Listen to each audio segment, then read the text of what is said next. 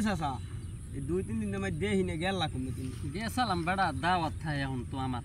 তোমার তো সারা জীবন দাওয়াতই থাকে মানুষে তো হাক রাইন দিও তোমার লাগি শান্তি পাই না হে দাওয়াত খাইতে দাও কর্ম কি আর দাওয়াত দিলে হইতে বিয়া শাদি কিছু বাদ না গেল লাকুম দাওয়াত গেলাম বেড়া উলন্য পান পড়তি এক চেয়ারম্যানের বাসায় দাওয়াত ছিল আমার হ্যাঁ বাবা তোমার তো কাল ঠেলা কম না উলন্য গেছে দাওয়াত হ্যাঁ খাওয়াইলে কি তোমারে খাওয়াইছে অনেক কিছু কি আর নাম নাই প্রথম খাওয়াইছে কি জানো কি পয়সা হ্যাঁ না হইছে কামাল আমার ওটা লাগবে এরপর পরে খাওয়াইছে গান্দা হ্যাঁ হইছে আমার পেটে লারা দেছে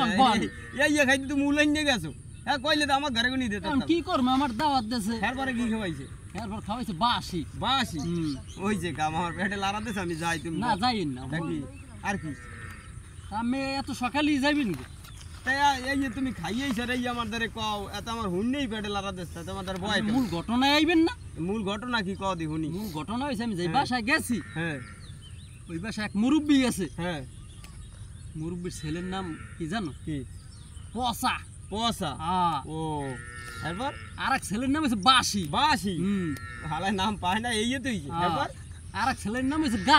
গান্দা তা মূল কাহিনী হইছে তোমার এই আমার হুন্নে তোমার পেটে লারা দেছে আমি কি এই খাইতে তুমি উলন্য গেছো আরে আমি এই হুন্নে পড়তুম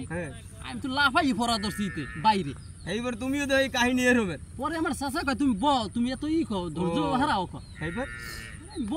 বইছো পরে আবার কয় বাসি লইয়ে বেড়া